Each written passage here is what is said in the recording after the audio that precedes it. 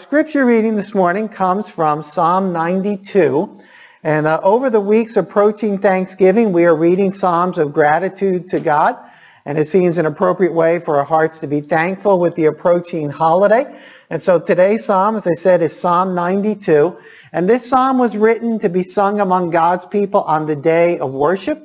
And so it's very appropriate that we read it today. This Psalm will help us to give thanks to God in Jesus for all that He has done for us. And so open up in your Bible or your Bible app and go ahead and look at Psalm 92. And it says, a psalm, a song for the Sabbath day. It is good to praise the Lord and to make music to your name, O Most High, proclaiming your love in the morning and your faithfulness at night.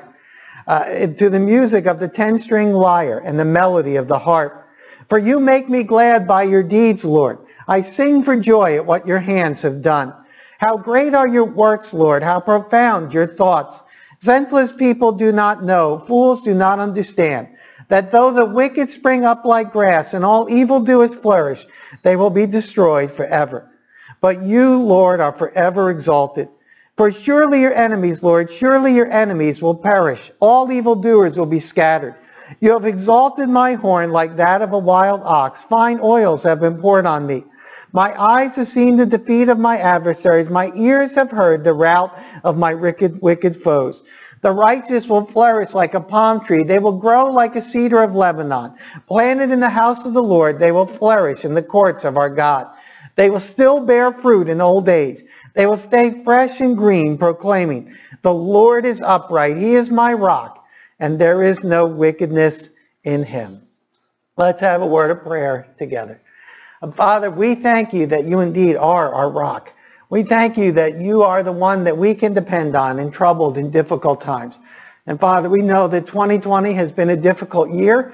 There are a lot of challenges that we have faced that we have not faced before. There have been things that have been much harder than we're used to having them be. But we thank you, Father, that you are with us through everything. We thank you that you sustain us, that you strengthen us.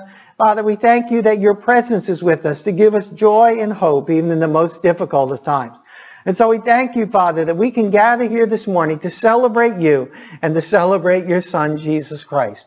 Father, we thank you for Jesus, for his death and resurrection. We thank you that through him we have the forgiveness of sins, the hope of eternal life. And Father, we thank you that you've given us your Holy Spirit, that we've been adopted into your family and that you live inside of us. Father, help us in the power of the Holy Spirit to live for you each day. And Father, we pray that you would continue to change our hearts, that you would mold our wants and our desires so that they are the same as yours. Father, help us to walk in obedience to your word. Help us to know the truth of your scriptures and to live it out each and every day to your honor and to your glory. We pray that you would keep us from temptation, that you would help us to be obedient to you in everything that you have taught us. And Father, we are thankful for our church family. We're thankful that we can gather here today, Lord, and that we can hear from your word, and that we can encourage one another. And Father, we continue to pray for those who are unable to come to church because of this current crisis. Father, we pray that they would not feel lonely or isolated, but we ask that they would know your presence with them and that you would encourage them and strengthen them through each day. We pray for those in our church who are in the public each day. We ask that you would protect them and watch over them. Keep them safe from this virus. May they be healthy and well. And Father, we know that there are many in our church who are hurting right now. There are many who are going through tough times physically, whether through accidents or through illness. Father, we pray that you would heal each one and that you would strengthen them. And again, that they would know your presence with them. Father, we do pray for those who are looking for work or have financial needs. We ask that you would provide for them during this difficult time. We pray, Father, for those who might be experiencing anxiety or hopelessness. And we pray again that you would give them your joy and that you would give them your peace. And Father, we know that this could be a tough holiday season. Things are not going to be like we're used to. It's something that could bring us down or discourage us. But give us the hope in you and the hope of the message of Jesus. And Father, we do pray for our missionaries today. We ask that they would continue to preach the good news of Jesus.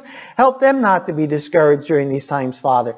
We pray that they would continue to receive the support that they need. And we pray that you would give them the words that they might proclaim you and share Jesus with others. We do think particularly of Kirsten and Bobby Stafford as they're awaiting the birth of their little one, Father. We pray that this boy would grow up to love you and to serve you, and that he would arrive into the world in a healthy fashion.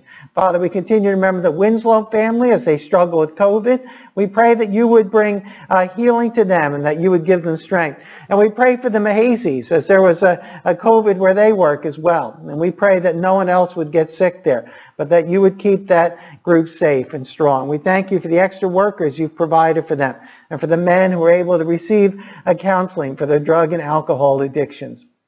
And Father, we do pray for our nation. Continue to heal the divides that separate us. Father, we pray that we would look to your truth. We ask that you would turn the hearts of our leaders, that they might fear you and honor you in all that they do. Help them to see the truth of your word and want to live by that truth. Be with our troops, watch over them, protect them, keep them safe from the hands of the enemy. And now, Father, as we come to your word, we just ask that you would teach us and encourage us. We come here today that we might be strengthened and that we might know how to give you thanks and how to praise you. Teach us this morning as we listen for you. And we pray these things in Jesus' name. Amen. Well, as I was preparing for my sermon this week, I had a song running through my head. Have you ever had that happen? Have you ever had a song just get stuck in your head and it just plays over and over? Well, this week during sermon preparation, I got a song stuck in my head, and that song was My Tribute. Now, My Tribute was written by the contemporary gospel artist Andre Crouch in the early 1970s. If you were around a church in America in the early 1970s, you certainly heard Crouch's song. My Tribute was like omnipresent in the churches in the 1970s. Now, I didn't have the whole song stuck in my head this week. I just had the opening line of the song on a loop, playing over and over. The opening line of My Tribute is, how can I say thanks for the things you have done for me? The opening line of the song asks a good question. The question is, how can I say thanks? And particularly the song asks, how can I say thanks to God the Father? How can I say thanks to Jesus for what they have done for me? And that's a very pressing question at this time of year. You see, in just about 11 days, we are going to celebrate a holiday where we give thanks to God for his many blessings. And in light of the occasion, we have to ask, how do we actually do that? How do we give thanks to God for all that he has done for us? Well, if you've been with us over the last few weeks, you know that we are in the midst of a sermon series entitled, Thank You, A Graduate Guide to Gratitude. And over the first few weeks of this series, we have actually been examining the question of how we give thanks to God. You see, despite what we think, gratitude does not come naturally to us. Most of us are not naturally grateful people. We think Thanksgiving comes easy to us, but it really doesn't. I mean, if you are a parent, think about when your children are young. We mentioned this the first week. What was one of the most difficult lessons you had to teach your children? One of the most difficult lessons to teach your children was saying thank you. Over and over again, you had to remind your children to express gratitude when a kind deed was done for them. Now that shows Thanksgiving does not come naturally to us. Expressing gratitude is actually a challenge for us. Now, why is gratitude so challenging? Well, we think gratitude is challenging because of the circumstances. We think if only life was better, if only life was easier, if only I had more blessings from God, then I would be grateful. We think more gratitude would flow out of better circumstances. But in the first week of our sermon series, we saw that gratitude doesn't flow out of better circumstances. Instead, gratitude flows out of a better heart. The key to being thankful isn't having a better life. The key to being thankful is having a better heart. And so in our first sermon, we recalled the story of the 10 lepers who were healed by Jesus. Being healed of leprosy was an incredible miracle in Jesus' day. And the lives of these 10 men improved immediately in every way when Jesus healed them. The circumstance of being healed by Jesus should have made these men immediately grateful. Yet only one of the 10 men came back to thank Jesus. That story showed us that our gratitude isn't a problem of our circumstances. Even if our circumstances improved, we would still struggle to be grateful. Our lack of gratitude is a problem of our hearts. We need Jesus to change our hearts through his Spirit so that we can develop the spiritual muscle of gratitude. So how do we say thanks? We say thanks by letting Jesus change our hearts so we're more grateful. We say thanks by focusing on who we are grateful for rather than what we are grateful for.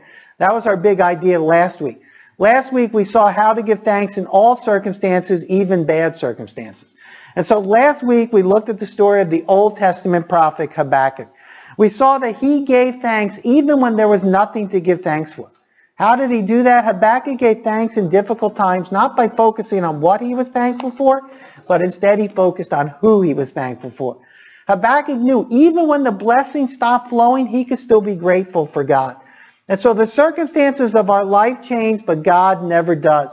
In a fallen world, even when the blessings stop flowing, the goodness of God is the same. We can be thankful for the grace, mercy, and love of our God at all times. We have seen God's true character in his gift of Jesus. So over the first 2 weeks of the series, we've looked at one side of the how should I give thanks question. For the first 2 weeks, we asked, how am I empowered to give thanks? How do I overcome my natural tendency to not be grateful? And how do I learn to be thankful? Well, we do it by having our hearts changed through Jesus. We focus on who we are thankful for instead of what we are thankful for. But this week, we're going to look at a different side of the how do I give thanks question. This week, we're going to look at how do I actually give thanks? How is it that I actually express the gratitude that I have to God? Does God have a certain way that he wants me to be grateful to him? Once God empowers our hearts to be grateful, how does that gratitude actually find expression? Well, I'm thinking about that question this week. I did a Google search. These days, if you're lacking information, what do? Well, you go to Google. So that's what I did. I went to Google and I typed ways to say thank you into the search bar. Now, I have to say, when I did that, I did not have high expectations. To me, that didn't sound like a search that would result in many fruitful results. But boy, was I wrong. After seeing the search results, I learned that I am definitely not the first person to search ways to say thank you. It turned out that there were all sorts of responses to this search. There were dozens and dozens of web pages that came up. There were dozens and dozens of images that were all about how to say thank you. And as I looked at all this information, I realized that most of the information came from the same general place. Most of the information about ways to say thank you came from the world of ESL. Now, for those of you who don't know, ESL is English as a second language.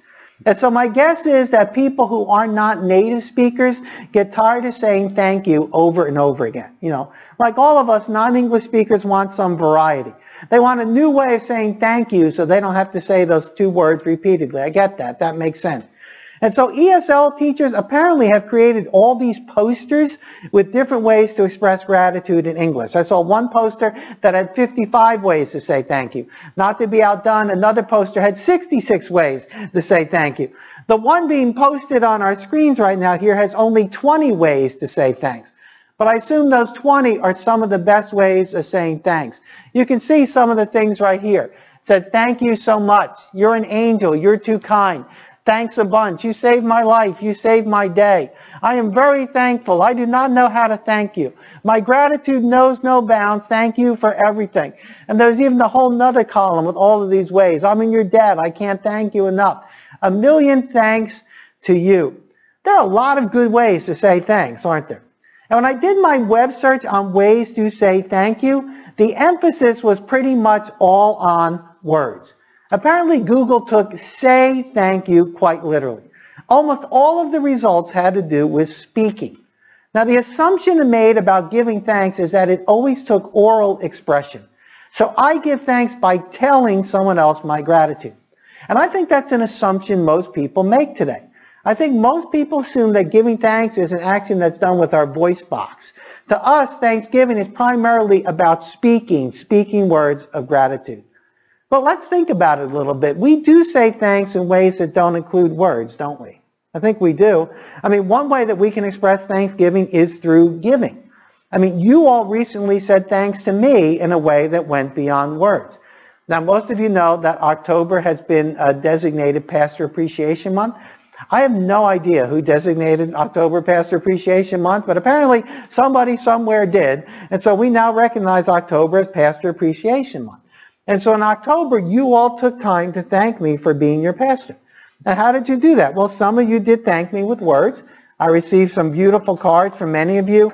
I got letters and emails expressing gratitude for my ministry. It was very touching. I really appreciated that. Words certainly played a big role in your expressions of gratitude.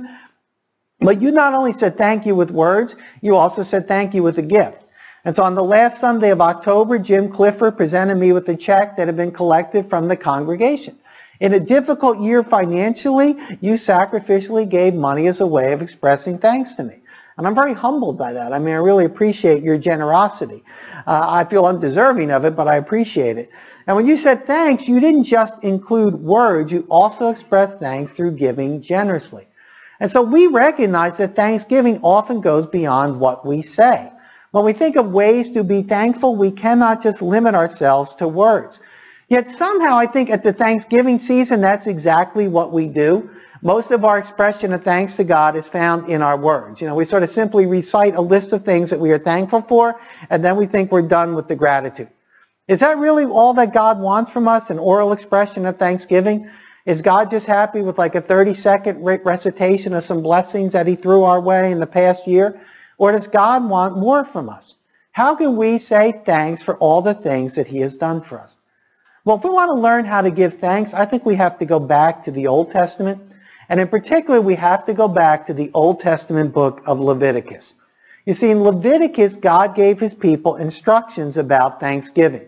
In Leviticus, God told his people how they were to express thanksgiving to him. As you might expect in the book of Leviticus, the answer involves sacrifice. Most of you probably know that animal sacrifice was a big part of the religion of the ancient Israelites. God had Israel establish the tabernacle and then the temple so that the people of God had a place to come and offer their sacrifices to God. You see, unlike their pagan neighbors, Israel couldn't set up sacrificial altars wherever they pleased. In Israel, all sacrifice had to take place first at the at the tabernacle, and then at the temple, which was built during the time of Solomon. Now, when we think of the Israelites giving sacrifices, we think of them giving sacrifices for the forgiveness of sins. We know that a lot of Israelite sacrifice was about atonement. It was about the covering of sins so that forgiveness could be achieved and a relationship with God could be maintained. And so the great majority of Israelite sacrifices dealt with sin. But not all sacrifices that the Israelites offered were about forgiveness. Some sacrifices were made for the purpose of worship. Some sacrifices were made for the purpose of giving thanks. And so if you were an Israelite and you received a special blessing from God, you would go to the tabernacle or the temple and you would make a special fellowship offering. The fellowship offering was the sacrifice that God designated for Israel to express gratitude. And so what we're going to do this morning is just for a moment think about how we would express our thanks to God if we were an Israelite. And then we'll see if that fellowship offering can teach us something about how we give thanks to God today. Now, before we do that, we have to know that Jesus ended the sacrificial system by his death on the cross. Thankfully, we do not have to make ritual sacrifices at the temple to thank God today. No one is going to have to sacrifice a lamb or a goat to say thank you. We will not be taking the commands of Leviticus literally anymore. But even if we don't sacrifice a sheep, the fellowship offering still provides us with a model of gratitude that we can follow today. It gives us hints as to how we can continue to thank God in the 21st century. So before we think about how we do it in the 21st century, let's think about how we would have done it in the Old Testament times. So let's say you're an Israelite and you're living in the time of the Judges. You live a few hundred years after the time of Moses when Israel has begun to settle into the Promised Land. And one night you wake up in the middle of the night to a time of crisis. Cries alert you that your newborn son is very, very sick. He has a high fever. His breathing is very shallow. The situation does not look good. And so based on your son's symptoms, you are very concerned that your son may not survive the night. So what do? Well, maybe you give your son some medicine, but medicine wasn't all that effective back then. It was basically leaves and herbs and whatever you had on hand. So you pray. You pray fervently to God that he would heal your son. You ask your neighbors to pray too. You ask them to join in petitioning Jehovah for the life of your son. Your son makes it through the night, but he's still very ill. You're afraid whatever this illness is could be fatal. But still, you pray, your neighbors pray, and after a few days, a true miracle occurs. Your son's fever breaks, his breathing returns to normal. He looks like a healthy, bouncing baby boy once again. Through your prayers and the prayers of your neighbor, God gave you a miracle. He heals your son of what seemed like a fatal condition. Well, how do you feel after your son gets better? Or after your son gets better, you are extremely grateful. Your heart is bursting with joy and thanks towards God. You have praise coming out of every pore. In fact, you are so thankful to God for the miracle he provided you that you decide to go to the tabernacle to offer a sacrifice to God as a way of giving thanks. Now, the tabernacle is some 80 or 100 miles away from you at this point. It's not in the territory where you live. You have to travel through some steep terrain to get to the tabernacle's location. But you need to thank God for the tremendous blessing he gave you, sparing the life of your son. So you pack up your family, you gather up everything you will need for your sacrifice, and you head through the hills to the tabernacle. And there you will make the fellowship offering of gratitude to God. Now that journey to the tabernacle, it could take you 2 weeks, 3 weeks, 4 weeks. It's not an easy trip, especially with a newborn. But that arduous trip doesn't take away any of your enthusiasm. When you arrive at the tabernacle, you are still excited to praise God. He preserved the life of your son, your firstborn. How could he not be joyful? So when you get to the tabernacle, you start to follow the procedure for an offering of fellowship. That procedure is outlined for you in Leviticus 3, 1 through 5. Leviticus 3, 1 through 5. Those verses say, if your offering is a fellowship offering, and you offer an animal from the Lord, whether male or female, you are to present before the Lord an animal without defect. You are to lay your hand on the head of your offering and slaughter it at the entrance to the tent of meeting. Then Aaron's sons, the priest, shall splash the blood against the sides of the altar. From the fellowship offering, you are to bring a food offering to the Lord, the internal organs and all the fat that is connected to them, both kidneys with the fat on them near the loins and the long lobe with the liver, which you will remove with the kidneys. Then Aaron's sons are to burn it on the altar on top of the burnt offering that is lying on the burning wood. It is a food offering, an aroma pleasing to the Lord.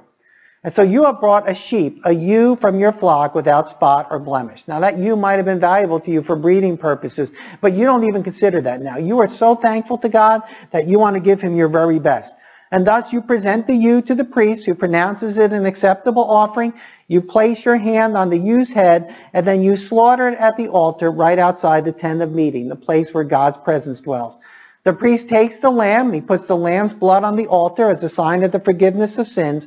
And you then begin to butcher the lamb, which you're accustomed to. This is what you do in Israel, removing its organs and the fat connected to those organs. You pay particular attention to the kidney and the liver, and the priest takes those organs and he burns them on the altar of sacrifice. With the sacrifice of your ewe, you have made the fellowship offering. But this isn't just any fellowship offering that you're making. You are making a fellowship offering for the purpose of expressing gratitude to God. This offering is all about giving thanks. So under the law, you have to do more than present an animal. You also have to make a grain offering. And Leviticus 7, 11 through 15 explains what has to be done to turn your regular fellowship offering into a fellowship offering of thanksgiving. Leviticus 7, 11 through 15 says, these are the regulations for the fellowship offering anyone may present to the Lord.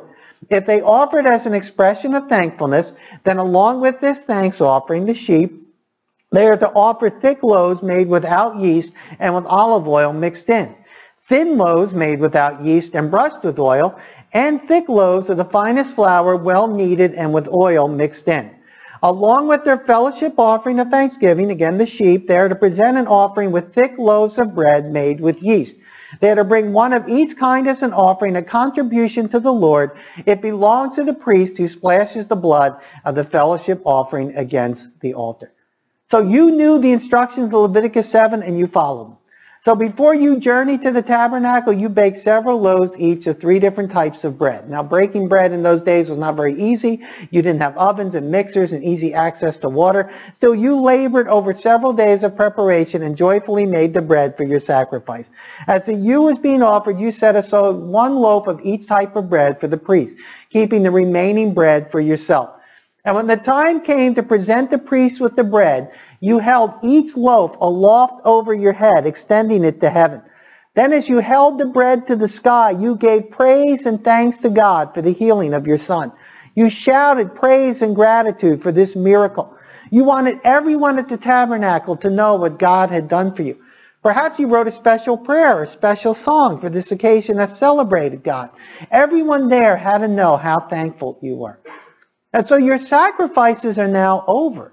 But the time of Thanksgiving was just beginning. See, according to the law, not all of your sacrifice, not all of the sheep was burned on the altar. Remember what we read earlier in Leviticus chapter 3. Only the organs and the fat of the lamb were burned and sacrificed to God.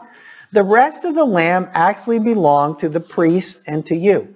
And so you would give the breast and the right thigh of the lamb to the priests as material support for them and their families. And the rest of the lamb you could keep. You would take that lamb outside of the tabernacle and you would find a place to cook it so you could have a huge Thanksgiving feast. The lamb would combine with the extra loaves of bread to make a wonderful feast of celebration. And so you and your family could now enjoy as much lamb as your tummies could hold in celebration of God's goodness.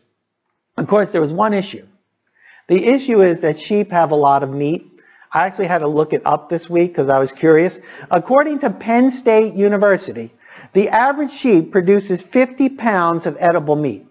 And so even with some of the meat going to the priest, there was no way that you and your family could finish that much lamb in one sitting. So what were you supposed to do with the extra?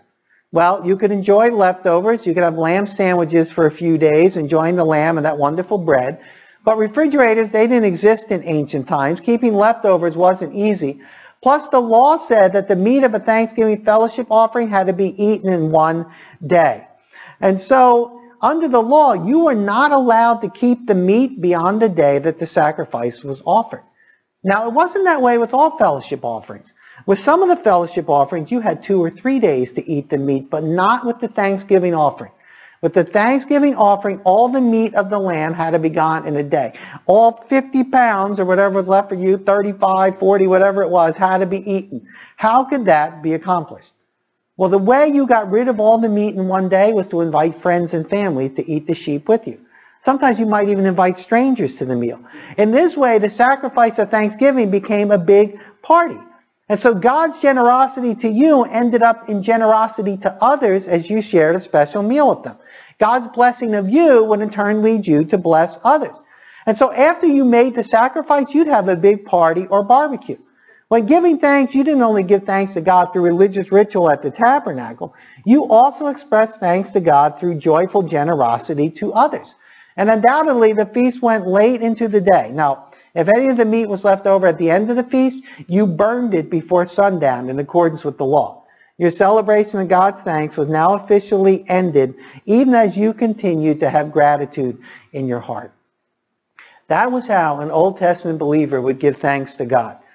Aren't you glad we don't have to do that anymore? I mean, I have a hard enough time writing thank you notes, as I said last week. I'm very glad I don't have to travel miles on foot to be thankful to God. I'm very glad I don't have to bake loaves of bread to be thankful to God. I am very glad I don't have to kill an animal to give thanks to God. I am very thankful that Jesus' death on the cross ended the sacrificial system. God no longer demands that we thank him through sacrifice. But I still think that this sacrifice teaches us 3 things about how we give thanks to God. First, the fellowship offering teaches us that we should give thanks to God publicly. Our gratitude to God is not to be kept to ourselves. We need to publicly thank God for the many blessings that he has given us. Now, I see this truth in 2 details of this Old Testament offering. First, remember what we said. The offering of thanksgiving had to be presented at the tabernacle or the temple. You could not make an offering of thanksgiving in your own backyard. There was no homemade sacrificial altar. The tabernacle was the place where God's presence and glory were manifest. As a result, it was the place where the biggest crowds gathered for worship. As a matter of fact, the biggest crowds in all of Israel were found at the tabernacle. When you declared your gratitude to God at the tabernacle, everyone heard you. And this was particularly true because of the way you presented the bread. Right? Leviticus 7:14 described how the worshiper gave the bread. That verse said, the thankful people are to bring one of each kind of loaf as an offering, a contribution to the Lord. It belongs to the priest who splashes the blood of the fellowship offering against the altar. Now note that word contribution in verse 14. If you have the King James Version this morning, you have a much different translation of that word. What the New International Version calls a contribution, the King James Version calls a heave offering. A heave offering. Now you say that is an unusual sounding term. What on earth is a heave offering? Well, a heave offering was a type of offering that was lifted up into the air to be presented to God. And so that type of offering was accompanied with words of gratitude as one's arms were extended heavenward. And so if the King James Version has the translation right, then public praise to God was a mandated part of the thanksgiving offering. And even if the King James doesn't have the translation right, we know that words of thanksgiving were frequently offered to God during the thanksgiving offering. You know, this week as a church, we were reading through part of the Psalms in our daily church Bible reading. I hope you all do that Bible reading with us. If you don't, follow us on Facebook, Fellowship Bible Church-Hillsboro. You'll find the daily reading there each day. And one of the Psalms that we read this week was Psalm 116. Now in Psalm 116, the psalmist had just come through a crisis. The psalmist had almost died, and yet the Lord had delivered him and spared his life. And so Psalm 16 is a psalm of thanksgiving written to express thankfulness for God's deliverance. And at the end of Psalm 116, the psalmist commits to make a thank offering at the temple, the very thing we just described. In Psalm 116, 17 through 19, the psalmist writes, "I will sacrifice a thank offering to you and call on the name of the Lord.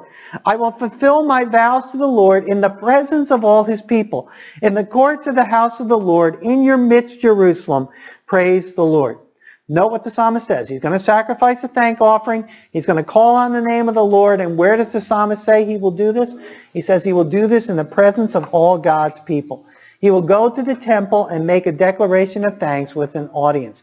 You know, I envision that the psalmist actually went to the temple and he sang his song from Psalm 116 there. You know, he brought his harp or his lyre and he busted it out in the temple courts and started plucking away and singing his tune of praise to the people. The psalmist models that our praise of God should be public. And at Thanksgiving or any time when we are thankful, we not only need to tell people what we are thankful for, but we need to declare to people who we are thankful to.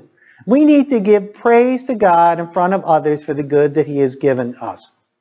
A few weeks ago, my mom accepted an offer to sell her house in Whiting, New Jersey, and the offer that we got was well above asking. And the realtor said to me, "I have no idea why anybody would offer so much money for the house." And I told the realtor, I said, "I know why." I said, "The reason is this is a gift from God to us, and we are thanking him for this generous offer that we received." Now, my mom's realtor is not a Christian as far as I know, but that didn't stop me from giving thanks to God for what he had done. We should not be embarrassed to give thanks to God by name. We should be willing to speak publicly of the good things that he has done for us. Yeah, I'm going to miss our Thanksgiving Eve service this year, sort of another COVID casualty. But the Thanksgiving Eve service was always one of my favorite services of the year. And in particular, I liked where each person in the congregation had a chance to share what they were grateful for. You see, Thanksgiving doesn't just take place in the privacy of our home. Our Thanksgiving should be for all to hear. So the fellowship offering teaches us we should give thanks to God publicly. The fellowship offering also teaches us that we should give thanks to God sacrificially. When we give thanks to God, we do not come empty-handed. Thanksgiving isn't found just in words. We also say thanks by giving a gift or offering to the Lord. When an Israelite wanted to thank God, they had to bring an offering with them. And the gift that the Israelite gave was certainly costly and expensive. Now we might say, well, offering a sheep, a few loaves of bread, that doesn't seem like a big deal. But to an Israelite, that was a very big deal. Most Israelites probably just had a small flock of sheep at best, and there was no guarantee that they would have enough grain to get through the year. A typical Israelite ate a very meager diet. And so giving a Thanksgiving offering and hosting a big banquet was quite an extravagance. I think that's why God kept so little of this offering for himself. He knew how necessary the sheep and the grain were to the average Israelite. Now that idea of Thanksgiving accompanied by an offering, Thanksgiving accompanied by having to give something, that idea is a little unusual to us, but that idea still persists in the Middle East. I had a friend who lived in the Middle East, and he said in the Middle East, you had to be very careful when you visited someone's home. In particular, you had to be very careful not to admire any of the possessions that that person owned when you were in that home. Because if, for example, you said, "That's a nice rug," that suggested that you wanted that rug to be yours. To say that was nice suggested that you wanted it. And so once you admired it, that rug would be given to you. And if you refused that rug after admiring it, that was rude. You were obligated to take that gift. And once you took that gift, you were also obligated to give thanks for that gift. Now, how did you do that? Did you send a thank you note? Did you write a nice little card saying thank you for the rug? Well, you could send a thank you note, but you better do more than that. In the Middle East, you were supposed to show your gratitude for the rug by presenting a gift of equivalent value. Middle Easterns practiced reciprocity. And so thanks wasn't only said in words, thanks also had to be said in giving. And that's the idea we find in Leviticus. True gratitude results in action. And so when you are thankful to God, you will sacrifice and give to Him. Don't ever forget that thanksgiving is a compound word. Thanksgiving is made up of the word thanks, but it's also made up of the word giving. We tend to focus on the first part of the word. We tend to focus on the thanks part. But Israelites also focused on the second part. They believed that thanks required giving. Now, our giving to God doesn't necessarily have to be monetary. Right? In Romans 12, the Apostle Paul says we should present our very selves as living sacrifices, Romans 12:1. Our gratitude to God should be shown in our own commitment to obey and glorify Jesus. The point is that gratitude is demonstrated in both words and actions. And so for the next 2 Sundays here, we'll be doing something that we do every Sunday around Thanksgiving. We will be collecting a Thanksgiving offering. And in the coming 2 Sundays, the Thanksgiving offering that we collect will be used to bless our missionaries with special gifts ahead of the Christmas holiday. So if you want to contribute to that offering, you can just come and make sure it's marked and designated and put it in the regular offering plate. If you use church offering envelopes, there's actually a Thanksgiving envelope for that purpose. Now, this Thanksgiving offering is meant to be above and beyond the regular weekly offering that we give. But why do we take this offering this year? Why do we do that? Well, we do it because it's how the Bible instructs us to give thanks to God. When we give thanks to God, we don't give thanks with empty hands. Thanksgiving is shown in sacrifices that honor and that please God. So the fellowship offering teaches us that we give thanks to God publicly. It teaches us that we give thanks to God sacrificially. And finally, the Thanksgiving offering teaches us that we should thank God generously. Remember what I said about the Thanksgiving offering? The Thanksgiving offering is a type of fellowship offering. It was a part of that family of sacrifices. There were like 5 different types of sacrifices in Israel. The fellowship offering was one of them.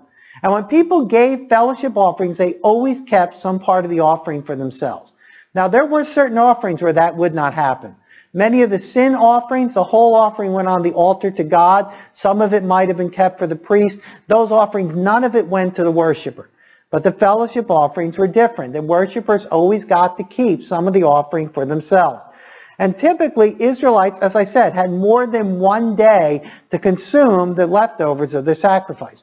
But with the Thanksgiving offering, those leftovers had to be gone by the end of the Jewish day. And clearly, the regulations for the Thanksgiving offering were meant to encourage sharing and generosity. Sharing and generosity are meant to flow out of a thankful heart. You know, think about it. What is the reason that we're thankful at any given time? Well, we're thankful because God has been generous with us. He has shared His good gifts and has blessed us. And that experience of being blessed by God should lead us to do the same thing for others. We should be generous and bless other people even as God has done for us. You see, I think gratitude causes us to loosen our grip on our possessions. You see, when we are thankful for what we have, we see the good things in our life as a gift from God. That means we don't see the good things in our life as an entitlement. But if we're not thankful to God for what we have, we think the good things in our life belong only to us because we work for them and we earn them. Now, you know, it's true. The Bible commands hard work. It tells us we should work hard for the things that we need. But the Bible never gives us permission to think that the good things that we have come only from our hard work. Now, remember what we've seen in James the last 2 weeks. Every good and perfect gift comes from God. When we believe that God has shared with us, we are more likely to share with others. Gratitude releases our hold on what we have. And as Christians, we know that our goods have an expiration date, just like that sacrificial lamb. You know, there's that old saying, you can't take it with you. You cannot bring your things to heaven. One day, all the things that you have will be worthless to you. And so in generosity, we share what we know will soon expire. It's like Thanksgiving. What do we typically see in our society? We see a lot of food drives, right? We see a lot of people collecting food for the needy.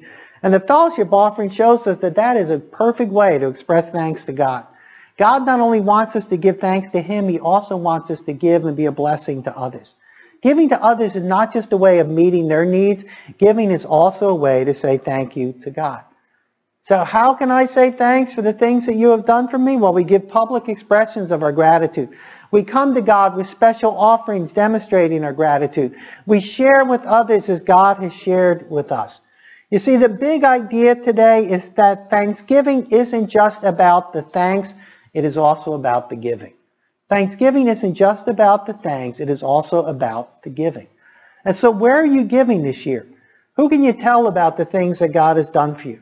Will you give a generous offering for Thanksgiving, supporting our missionaries above and beyond your normal giving and gratitude to God? Will you share blessings that you have with others and the less fortunate? That is how a heart changed by Jesus expresses gratitude.